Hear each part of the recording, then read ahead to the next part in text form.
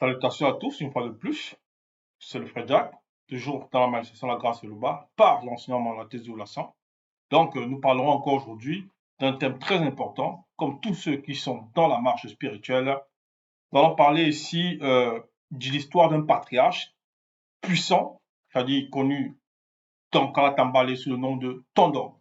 Ce puissant patriarche-là, il a écrit des poèmes, il a écrit des chansons, en gros, pour le combat spirituel. Et dans cette conscience-là, nous allons aller ici dans son livre, du moins dans l'un de ses livres. Ici, c'est Mienge, puisque bon, il n'est pas le seul à avoir écrit les psaumes, mais c'est Mienge dans la Bible classique, ils ont appelé ça psaume. Donc, nous allons essayer dans le chapitre 2, et nous on comprend que c'est chant traditionnel et combat spirituel. Voilà ce que ça représente ici, ce rouleau-là, donc de Mingue. Dans le chapitre 2, c'est le chef initié que le Moudi Moussangi, Saint-Esprit de Loba, a consacré.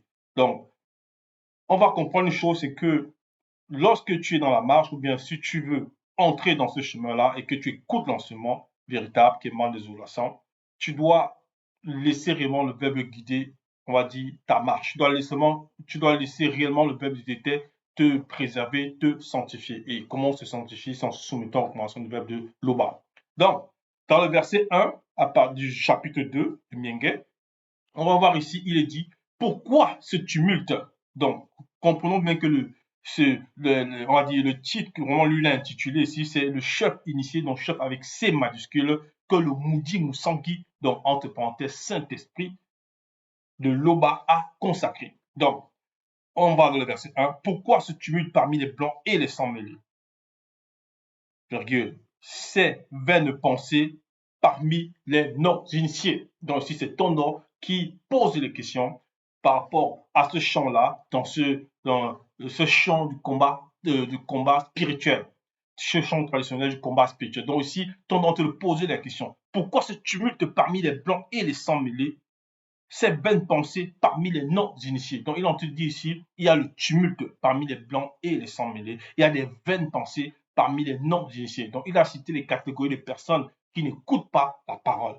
Et tendant ici, il faut comprendre que lui-même qui est en train de sortir ces phrases ici, c'est un initié en chef consacré. Et il est en train de dire ici, dans sa question, que les blancs et les sans mêlés sont dans le tumulte. Le tumulte, ça va symboliser quoi? Ça va symboliser le bruit, ça va symboliser le désordre, ça va symboliser l'anarchie. Vous comprenez? Et il dit ces vaines pensées parmi les non-initiés. Donc, les vaines pensées, ça dit, cette pensée-là n'a pas lieu d'être. Parce que le simple fait que quelqu'un pense, c'est néanmoins, on va dire, une forme de réalité dans un autre plan. Le fait de penser, c'est pour ça que Jockey savait le véritable noir qui dit que si un homme, dans sa pensée même, il se voit en train de coucher avec une femme, il a déjà commis un... Bon, si c'est un homme qui est marié, il a commis l'adultère. Si c'est un homme qui n'est pas marié, il commet le péché de la fornication. C'est pour ça qu'il dit ici, là, ces vaines pensées parmi les non-initiés, parce qu'il y a des non-initiés qui vont penser des choses, comment ils vont peut-être aller voler, certains vont dire vont aller braquer, certains peut-être des non-initiés, peut-être des présidents, peut-être à Wassé, ainsi de suite, une autre partie du monde, non-initiés, c'est-à-dire des Noirs qui n'ont pas ce nouvelle de Loba, ils vont penser comment ils vont mater peut-être le peuple, comment ils vont écraser leur population, ainsi de suite. D'autres vont penser comment ils vont extorquer l'argent, s'ils ont peut-être des hautes fonctions dans le gouvernement, comment ils vont dérober de l'argent, ainsi de suite. Donc, ils ont des vaines pensées. Ils vont dire non, personne ne me voit. Ils vont aller adorer les fausses croyances, là, les Jésus-Christ, ainsi de suite. Bref, toute cette fausse divinité. Et ils vont se dire non, avec ça, néanmoins, avec tout l'argent qui vont s'accumuler sur les centres visibles, ils seront sauvés. Ou bien à la fin, avant qu'ils ne quittent le visible, ils vont aller voir des faux pasteurs, des faux prêtres, bref, tous ces gens-là. Ils vont dire non, prie pour moi pour que ton Dieu ou bien notre Dieu, en gros leur Dieu à eux, puisse le sauver. Donc pourquoi ces vaines pensées? Ce qu'on va comprendre déjà, c'est que parmi le tumulte là, il faut comprendre les choses, c'est que le verbe tété ne tâtonne pas déjà. Donc nous allons entrer ici dans le livre de King et Ewa, parce qu'il y a un puissant patriarche. Dans l'histoire d'un puissant patriarche, on peut un peu comprendre ce que ça symbolise lorsqu'on dit le tumulte, ainsi de suite. On va aller dans le livre de King et Ewa, chapitre 25. Donc King et Ewa, chapitre 25, à partir, on va lire à partir du verset 16. Donc ici, vous allez comprendre que c'est l'histoire du puissant Mutopeta Moudi, donc ça dit prophète de Loba, connu sous le nom de Bé, donc son véritable nom Bé, qui veut dire être. Dans la Bible classique, il l'appelait Élie. Il avait dépossédé les faux prophètes de la fausse déesse, euh, euh, Lem et du démon Nyungu. Et lorsqu'il a magnifié cette action-là, avant cela, il s'était, on va dire, lorsqu'il magnifiait cette action, pendant cette période-là, il a fait quelque chose qu'il ne fallait pas. Et l'épouse du roi non initial de l'époque, connue sous le nom de Munda Nyungu, elle avait dit à Bé qu'elle va lui faire payer cela. Elle va lui faire payer cela parce qu'elle avait compris qu'il avait ouvert une brèche. Quoique plus tard, ce puissant Boutupela Moundia a fermé la brèche, mais à cause de ça, il s'est néanmoins déplacé. Il s'est déplacé de l'endroit où il était pour aller dans un autre endroit, ce qu'il n'aurait pas dû faire. Et il était déjà dans une forme de tumulte. Il y avait un certain truc. Mais néanmoins, on comprend que lui, initié en chef consacré, il a fermé la porte. Il a fermé la porte. Mais plus tard, dans son chemin, il va se retrouver dans une grotte. Il va entrer sous une grotte. Et là, maintenant, Moutatedi se manifeste à lui. Et c'est ça qu'on va voir ici. Verset 16, Moutatedi, lui, l'entité lui dit, deux points, sors et tiens-toi sur la montagne devant moi, car je vais passer. Donc ici, c'est Moutatedi qui s'adresse ici à Bé, à ce puissant Moutopédamoudi. Il dit ici, sors et tiens-toi sur la montagne devant moi, car je vais passer. Point. À l'approche de Moutatedi, l'entité, il y eut un ouragan si fort et si violent qu'il fondait les montagnes environnantes et brisait les rochers. Virgule. Mais Moutatedi, l'entité, n'était pas dans l'ouragan. Et après l'ouragan, il y eut un tremblement de terre. Vous voyez? Mais Moutatedi, l'entité, n'était pas dans le tremblement de terre. Et après ce tremblement de terre, un feu. Mais Moutatedi, l'entité, n'était pas non plus dans ce feu. Et après ce feu, virgule, donc on nous dit ici, le murmure d'une brise légère. Donc on comprend par là que lorsque Moutatedi s'est adressé ici à Bé, il dit, sors de la grotte où tu te trouves, sors de cette zone-là d'inconfort parce que tu n'es pas au lieu où tu devais te trouver et tiens-toi sur la montagne dont l'élévation montre, laisse le verbe te guider. Donc ici, il vient sur la montagne. Devant moi, car je vais passer. Donc ici, là, il est en train de dire, viens sur l'endroit où il y a le calme, où il y a l'abri, où il y a le réconfort. C'est ça qu'il est en train de dire ici à Bé.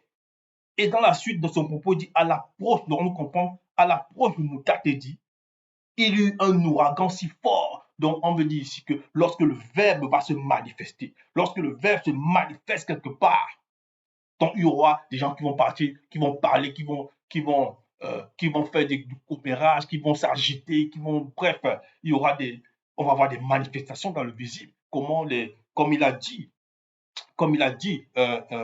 Tondo dans sa prière, c'est-à-dire que dans son chant plutôt, les blancs, il dit, ces blancs, ces 100 milliers là, ils sont dans le tumulte. Et maintenant, il dit, les non-initiés, ces non-initiés, ils ont des pensées vaines. Donc, ils sont dans le désordre, ils sont dans le bruit. Parce qu'à l'approche du verbe, à l'approche de l'enseignement, ces personnes-là, ils vont essayer maintenant de voter des lois, ainsi de suite, qui vont contre, on va dire, des lois contre le verbe du tété, donc des lois qui sont abjectes dans des pratiques occultes. Certains vont même valider des mariages entre l'homme et des animaux, parce que c'est des choses qu'on peut retrouver dans certains pays, même en Occident. Donc, c'est des abominations. Ils vont essayer d'imposer certaines lois que même le corps devrait normalement, je dis, devrait du moins refuser. Mais ils vont néanmoins les voter ça. Donc, ils vont s'agiter, ils vont faire du bruit. Mais on nous fait comprendre ici que dans les tremblements de terre, là, parce que quand l'enseignant arrive, lorsqu'il apporte la vérité, il va détruire les doctrines, les fausses doctrines, il s'agit inspirées par les démons. Donc, ces tremblements de terre-là, on nous fait comprendre ici que non, ce bruit-là, c'est toutes ces personnes-là dans les nations. Donc, on a dit à Bé, sors de la grotte et tiens-toi sûr. Il dit bien à Bé ici, tiens-toi sur la montagne devant moi. Il dit sur la montagne devant moi. Et dans la suite de ce verset, on nous dit, il y eut un ouragan si fort, si long qui fendait les montagnes environnantes. Donc, il y avait aussi des montagnes environnantes, mais là où B était placé, ces ouragans ou bien ces tremblements de terre-là, ils n'ont pas fendu cette montagne-là. Donc, c'est ça. Quand cela que lorsqu'on revient ici dans le livre de Mienge, chapitre 2, verset 1, on va relire pourquoi ce tumulte parmi les blancs et les sans-mêlés, dont on fait comprendre que le verbe de Loba n'est pas dans le tumulte. C'est vaine pensée parmi les non-initiés. Non. Le verbe agit dans le silence, mais tu vas ressentir la pression, tu vas ressentir comment ça va te froisser, te broyer si tu n'es pas soumis au verbe du tété. Verset 2, Mienge chapitre 2, verset 2. Pourquoi les blancs et les sans-mêlés de la terre se soulèvent-ils et les non-initiés se liguent-ils avec eux contre la loi du verbe Loba, contre les initiés et contre ces deux points. Donc, moi ici avec O majuscule. En gros, pourquoi toutes ces personnes-là qui ne sont pas soumises au Loba veulent aller contre le verbe, veulent aller contre les lois du verbe de Loba, veulent aller contre ceux qui pratiquent, en gros aussi, là, qui sont soumis aux lois du verbe Loba, dont les initiés, et ces deux joints. Donc, pourquoi? Parce que pour lui, c'est un combat perdu d'avance. C'est ça qu'il est en train de dire aussi Tondor. Parce que comme on a vu cette facette-là par rapport à Moutatedi, dans cette image-là avec B, il sort le prophète de cet endroit, quoique le prophète avait fermé la porte, mais il le met à l'abri sur la montagne que lui, il a montré. Il dit, tiens-toi là devant moi sur la montagne. Donc il dit devant moi. Et on nous fait comprendre que dans les montagnes environnantes, dont ces personnes aussi ont voulu faire imiter l'élévation. Donc ils vont apporter les fausses religions, bref, dit les fausses religions. Toutes les religions n'ont pas le dead. Parce que quand on dit une fausse religion, c'est non. C'est la religion tout simplement n'a pas le dead. C'est la spiritualité authentique, véritable que nous devons mettre en pratique, c'est-à-dire la vie de l'esprit selon le verbe Loba. Donc, toutes ces montagnes-là qui vont sortir, elles vont être fendues par ce tremblement. On nous fait comprendre que le tremblement, là, le verbe d'ité n'est pas dedans. Il n'est pas dans le bruit. De la même façon que voilà, les plantes qui vont pousser dans la nature. On va voir des arbres qui vont atteindre on va dire, des tailles énormes. Ou bien même ces montagnes qui vont pousser, qui vont sortir de terre. Mais lorsque les plantes poussent, on n'entend pas de bruit. Moi, on voit seulement après une certaine période comment ils ont atteint une certaine taille. On n'entend pas le bruit. Lorsque c'est-à-dire l'oxygène même, la personne respire, est-ce qu'elle entend? Et pourtant, l'oxygène que tu étais dans sa volonté permet qu'il soit dans ses réalités du visible et conscient. Mais on n'entend pas le bruit. Mais la force là, si l'eau va dans sa volonté, c'est-à-dire décide, mais elle va broyer. Elle va broyer. Donc ici, lorsqu'on nous dit ici, verset 2, pourquoi les blancs, les sans-mêlés de la terre se soulèvent-ils et les non-initiés se liguent-ils avec eux contre la loi du verbe de Loba, contre les initiés et contre ces deux points? Donc pourquoi? Donc c'est un combat stérile, c'est un combat perdu d'avance. Parce que le verbe d'été n'est pas dans le bruit. Mais on ressent les vibrations. De la même façon que les gens, à cette époque, m'écoutaient les messages de l'ancien mandaté, les faux pasteurs, tout ça, qui ont venu sur les lives pour vouloir voler peut-être soi-disant ou bien capter les révélations, aller apporter ça à leurs personnes ou bien à leurs adeptes dans leurs fausses assemblées, ils vont ressentir la pression que le verbe a exercée sur eux. Ils vont ressentir cela. Donc, ici, là, on nous fait comprendre, verset 3, brisons leurs liens. Voilà ce que ces personnes-là disent, ces blancs, ces non-initiés-là et ces semblés. Brisons leurs liens, entre parenthèses, les préceptes du verbe. Délivrons-nous de leur chaîne, entre parenthèses, les lois du verbe. Donc, eux, c'est en cela qu'ils vont dire, ils vont apporter des fausses doctrines, dans les doctrines des démons, le culte vaudou, ainsi de suite. Bref, ça c'est pour les non-initiés. Ils vont dire non, ils sont kémites, bref, ils sont dans le culte des ancêtres, ils vont pratiquer toute forme d'abomination, le buti, toutes ces choses-là. Et maintenant, les blancs, les semblés vont apporter les religions soi-disant, c'est-à-dire les fausses doctrines inspirées par les démons. Toute forme de religion confondue n'ont pas lieu, elle n'a pas lieu d'être. Donc c'est comme ça, ils vont dire brisons le lien. Donc il faut que les personnes qui ont accepté ou bien qui veulent se soumettre au verbe de bas, que les préceptes du Verbe puissent être écartés de ces personnes. Donc, ils vont voter des fausses. Comme vous allez voir, c'est très fréquent. Il y a des fausses lois, bon, des lois qui n'ont rien à voir, qui vont contre la loi spirituelle. Les choses homme, homme, femme, femme, tout ça, ce sont des abominations. Donc, verset 4, celui qui vit inexplicablement hors de toute réalité et même au-delà de la non-existence est au-delà de la toute-puissance. Point. Celui qui vit inexplicablement hors de toute réalité et même au-delà de la non-existence est, donc il y a toujours dans le est là un E majuscule, au-delà de la toute-puissance. Point. Donc celui, c'est avec C majuscule, qui vit, donc même vie là, c'est avec le V en majuscule, inexplicablement hors de toute réalité. Parce que l'Oba, on ne peut le concevoir, on ne peut expliquer. C'est lui qui est l'auteur, par sa volonté, par son verbe, des mots et des langages. Donc, comment tu peux expliquer celui qui te prête par sa volonté, par son verbe? En gros, on ne peut pas concevoir cela. On ne peut pas concevoir. Donc, dans la suite, verset 5, il dit, puis Moudima Bekok se dit, leur parle dans sa colère, les épouvant dans sa fureur. Oui, parce qu'il y aura des châtiments, il y a déjà des châtiments, il y en a eu des châtiments dans le passé contre toutes ces personnes-là qui font n'importe quoi. Donc, c'est ça qu'il dit ici, puis Moudima Bekok se dit, leur parle dans sa colère, les épouvant dans sa fureur. Donc, il parle à ces personnes-là qui veulent aller contre la loi du verbe de l'Oba, qui veulent aller contre les initiés, qui veulent faire fauter des lois abominables dans le visible et vouloir imposer ça aux âmes. Donc, ici, là, Moudima Bekok se dit, c'est les châtiments dans la nature. Donc, il châtie aussi toutes ces personnes-là qui n'ont pas l'amour, la vérité, qui s'adonnent à pratiquer le mal. Verset 6, c'est le Moudi Moussangui de l'Oba qui a oint.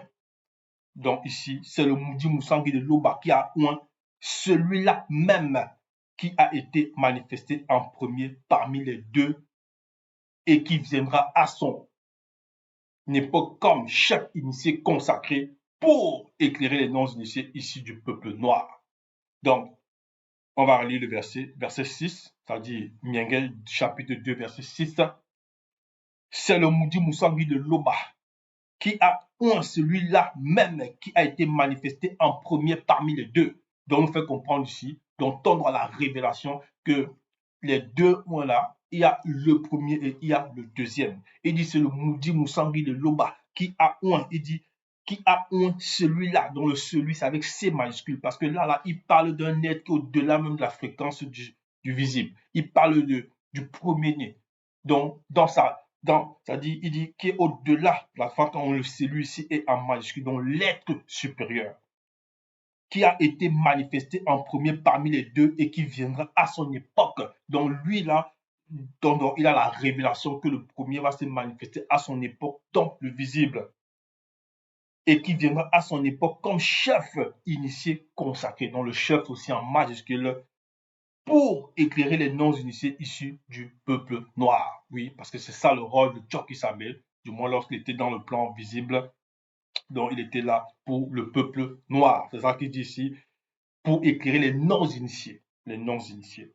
Et par rapport à ça, un autre puissant Boutopéda Moudi de Loba est entré un peu plus en profondeur par rapport à cette révélation aussi, donc connu sous le nom de Wanja. Donc dans les Bibles classiques, il l'a appelé Isaïe, mais son vrai nom c'est Wanja, la liberté. On va aller ici dans le livre de Wanja, dans Wanja chapitre 40.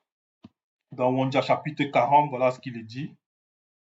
On va lire à partir du verset 1. Voici les deux points salois de Tété.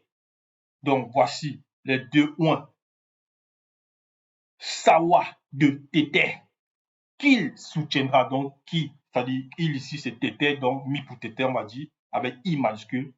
Ces deux élus, donc ce sont les élus de Loba, donc de Tété, en qui il se glorifie. Point. Il a mis son Moudi Moussangui, donc entre parenthèses Saint-Esprit, sur eux. Donc on comprend par là lorsque Tondo disait que c'est le Saint-Esprit qui a oint l'aîné des deux lorsqu'il se manifeste dans le plan visible. C'est pareil aussi pour le second. Mais Ici, la Wanda révèle, il dit, il a mis, donc il ici c'est mis pour Loba, il a mis son maudit Moussangi sur eux. Ils annonceront la justice, au peuple, au peuple. Vous voyez? Et par rapport à Doc Isabé, donc au premier, lorsqu'il était maintenant visible, c'était pour les non-initiés graciés, donc ceux qui avaient accepté la parole, donc le peuple noir, premièrement. Et maintenant, à l'époque du deuxième réveil de l'Oba et la justice, il y en a aussi d'autres peuples qui vont accepter la parole parce que s'ils ont l'amour, la vérité, ils acceptent vraiment la parole et qu'ils se laissent sanctifier. Le Verbe aussi leur accorde la forme de la grâce par le deuxième. Donc, verset 2 ici, où on dit 40, ils ne crieront point inutilement. Donc, lorsque les gens vont voir, c'est-à-dire lorsqu'ils vont voir même Jokissa à son époque, c'est à dire oui, mais cet homme-ci, il y en a on va dire, certains qui étaient avant, lorsqu'il était dans le plan visible, qui ont été ses disciples au départ. Après, ils ont dit non, cet homme, s'il a les paroles trop difficiles, on ne peut pas le suivre, ainsi de suite. Non, il crie trop, bref, ils m'ont dit des choses comme ça. Mais on dit bien ici que c'est inutilement, il ne va pas crier inutilement. Donc, lorsqu'il va dire des phrases, lorsqu'il va prononcer des mots, lorsqu'il va apporter des messages avec puissance, avec autorité, les gens vont dire, mais il crie. Mais non, on nous dit cela que ce n'est pas inutile. Parce que par ces mots-là, par ces phrases-là, ils sont en train de percuter le monde occulte. Il faut être élevé spirituellement pour pouvoir, si tu es par exemple la grâce, accorde à la personne même, même si élevé spirituellement, de voir dans le plan spirituel comment le monde occulte est fracassé, comment les démons ils tremblent d'épouvante lorsque ces êtres-là, c'est-à-dire les deux étaient, prononcent des mots et des langages dans ces réalités du visible. C'est pour ça qu'il dit ici, ils n'écriront point inutilement, ils n'élèveront point la voix sans intelligence. Mais il suffit de venir sur les lives. Je vous l'ai dit en cette époque, comment les faux pasteurs sont là, beaucoup sont connectés, les jaloux, et ainsi de suite. Ils vont essayer d'apporter la fausse doctrine pendant les lives, ils vont essayer de calquer certaines révélations, comme on l'a dit tantôt, pour aller faire croire à leurs adeptes que ça vient d'eux, et pourtant, le verbe était les a déjà marqués. Donc ici, il dit, ils n'élèveront point la voix sans intelligence et ne la feront point entendre dans les rues sans sagesse. Donc, c'est cela que cette sagesse-là, elle se manifeste dans les rues. Les rues, ça va s'émouger. Déjà dans le plan, on va dire le plan spirituel, c'est, voilà, dans le plan spirituel, il y a les personnes. La personne elle-même peut représenter, c'est-à-dire le corps, la personne peut représenter une même maison. Et on sait que dans une maison, il y a plusieurs maisons qui peuvent être séparées par des rues, ainsi de suite. Donc, lorsque ça va transpercer, donc lorsque tu écoutes, tu viens sur les Facebook Live, tu vas sur YouTube, bref, sur les différentes pages Facebook, tu te connectes, cette sagesse-là va t'instruire si tu as l'amour de la vérité. Donc, verset 3, ils ne briseront point le roseau cassé. Ça veut dire que lorsqu'ils vont venir, ils vont savoir que non, celui-ci est mal. Celle-là, elle est mal. En gros, cette personne est malade. Elle souffre dans le plan spirituel à cause de telles choses qu'elle a pu ouvrir comme porte, ou bien à cause de tels trucs. Et si la personne a l'amour, la vérité, le verbe va sortir cette personne de cet état-là. Donc, si la personne, c'est un roseau, on dit bien ici, ils ne briseront point le roseau cassé. Le roseau, il a cassé, ils ne vont pas venir le briser encore. Au contraire, ils vont le restaurer. Et ils n'éteindront point la mèche qui brûle encore. Donc la mèche ici, c'est quoi? C'est, bon, il y a aussi ce symbole-là par rapport à la bougie, on va dire comme ça. Dans la bougie, il y a la mèche, il y a aussi le feu. Donc là, on dit que la mèche qui brûle encore, la mèche qui brûle encore, parce que le fait de brûler, ça veut dire que la personne a la lumière, la personne a la foi. Parce qu'il y a des gens qui peuvent marcher et dans les marches, ils ont, à cause d'une porte ouverte, d'une porte d'entrée, pour le monde occulte, vis-à-vis d'eux, ils vont faire une faute, ils vont commettre une faute et leur foi va diminuer. Mais aussi longtemps que le Verbe voit cela, aussi longtemps que les deux points de tété voient cela, que la personne a néanmoins encore le pourcentage qu'il faut, ils ne vont pas l'éteindre. Donc, ils vont plutôt l'alimenter par la parole, donc lui apporter de l'huile pour que cette flamme-là continue de briller. Sans cela que beaucoup vont dire non, on remercie Tété, est-ce qu'il est permis que son ancien mandaté ou bien qu'à l'époque de Joe Kisabé, c'était pareil dans le premier-né. Donc, beaucoup remerciaient Loba parce qu'ils ont eu la grâce d'écouter ce message-là de vérité. Ils annonceront la justice selon la vérité avec V majuscule parce que les adeptes des fausses croyances vont dire dans le monde, dans la vérité, ainsi de suite. Donc, il n'y a qu'une seule vérité, c'est celle qui vient du verbe de tété. Donc, on revient ici rapidement dans le livre de Miengue. Donc Miengue, ça c'était là, on va dire, la fenêtre qu'on a pu ouvrir. On va voir c'était. On va entrer ici dans Miengue chapitre 2, on continue plutôt. Voilà. Miengue chapitre 2, on continue. On était au verset 6, donc on va aller au verset 7. Je publierai le décret. Donc voilà, c'est ici, ça c'est Tondoka la révélation. Donc il parle, on va dire, de la conversation entre Loba et le premier-né. Je publierai le décret. Je compris de Tété. Donc ici, c'est maintenant le premier-né qui s'adresse dans sa fréquence, la fréquence qu'on a permis à Tondo de recevoir. Je compris de Tété, deux points, tu es mon fils aîné, dépouille-toi pour eux. Tu es mon fils aîné, dépouille-toi pour eux. Donc ici, là, c'est une conversation dans l'esprit très, très, très élevée. Donc on a permis à ton de la voix de capter ces révélations. Non pas qu'il a eu la vision qui entre dans le grand tour des choses, qui va au-delà du grand tour des choses. Non, parce que ici, là, c'est même au-delà. C'est même au-delà du grand tour des choses. Mais ça lui a été révélé dans le plan spirituel, mais le plan spirituel, on va dire, du visible. Parce que lui, Tondo, il a eu, on va dire, l'existence dans le plan visible. Donc, verset 8, là-bas, demande et je te donnerai le pouvoir sur ces nations, les extrémités de la terre sous ta puissance. Donc ici, c'est Dieu qui savait, donc Koudouma Moula, le ouin de Tété, qui révèle la conversation qu'il avait avec son père avant de se dépouiller pour entrer dans le plan déjà de la réalité, c'est-à-dire le plan invisible dans le spirituel, le contre les choses, et plus tard pour entrer maintenant, quand je dis plus tard, c'est réalité au-delà du temps et de l'espace, mais c'est par rapport à nos consciences pour entrer après maintenant dans la réalité visible. Donc là-bas, demande et je te donnerai le pouvoir sur ces nations, les extrémités de la terre sous ta puissance. Donc, et cette puissance-là, elle s'est matérialisée toujours par rapport dans le plan visible. Wonja en a parlé aussi. On va le voir dans Wonja. On va revenir au livre de Wonja, Wonja chapitre 40.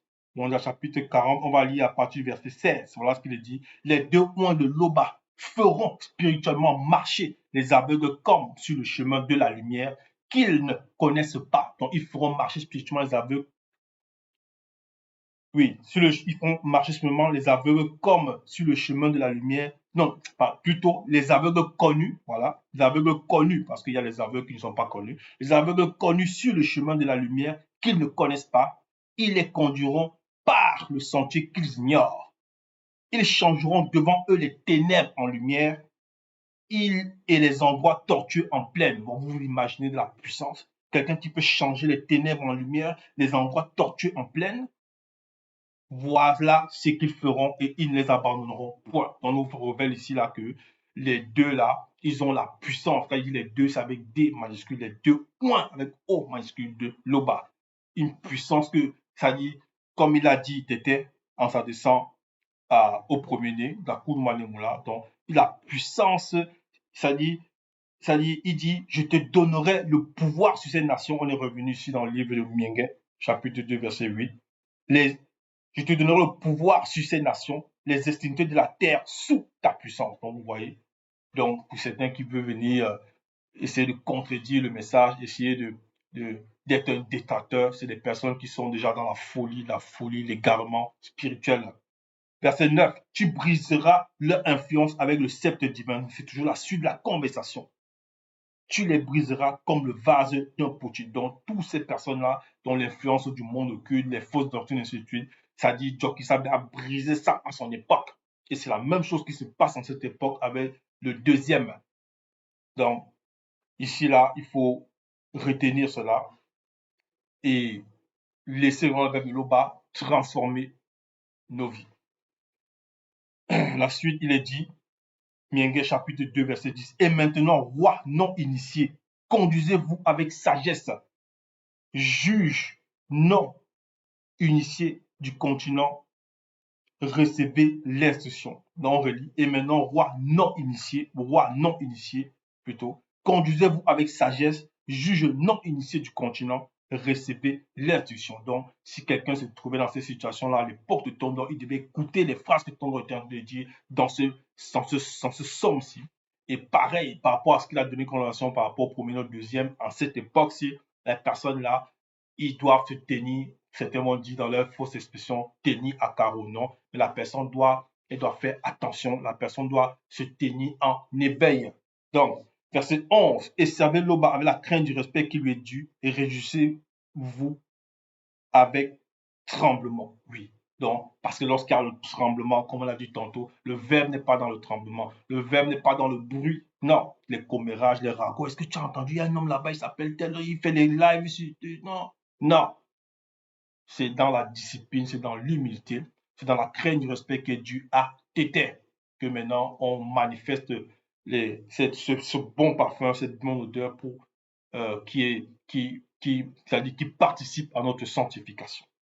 Donc, on va aller dans la suite ici. Mienge chapitre 2, verset 12. Rendez le respect dû au fils aîné, de peur qu'il ne s'indigne et que vous n'alliez à votre perte. Car bien vite la colère du Moudima, bien vite la colère du Moudima Bikoksidi est prompte à s'enflammer. Heureux tous ceux connus qui s'abriteront en lui en son époque du visible. Donc, ça veut dire que si tu rejettes l'enseignement que Djokisabé a apporté à son époque, puisque c'est ça qu'il tente de dire ici, quand il dit rendez le respect dû au fils aîné, mais c'est parce que le fils aîné, il a eu le mandat de Loba. On lui a donné toute la puissance, comme il a dit. Tété. Il dit si tu rejettes le fils aîné, ça veut dire que tu as rejeté le mandaté de Loba. Donc tu rejettes le verbe de Loba. Donc tu rejettes aussi Loba, quoi qu'il est au-delà de toute chose. Et il dit, et que vous n'allez à votre père, dont la personne va aller à sa père. Donc, si tu rejettes le deuxième, le premier, tu as aussi rejeté le deuxième, parce que c'est Zoulassan qui nous a fait connaître Djoki Sabé. Donc, Koudoumane Moula. Et si tu demeures dans cette constance-là, c'est la perte que tu vas connaître. Donc, il faut rendre gloire à Tété, comme on dit ici là, qu'il fallait, pour ceux-là pour ceux qui avaient, qui respectaient le message de Djoki Sabé, ils s'abriteront en lui, en son époque du visible. C'est de la même façon qu'en cette époque, tous ceux qui sont soumis au verbe de Loba, qui écoutent les messages de l'enseignement mandatin à cette époque et qui le mettent en pratique, ils s'abritent aussi sous lui. Donc, il s'abrite aussi en lui plutôt, avec L majuscule, c'est-à-dire l'être supérieur. Donc, ce n'est pas l'être charnel qu'on voit, mais l'être supérieur qui est au-delà de la conscience du visible. Donc, Tété se glorifie toujours. Ainsi soit-il.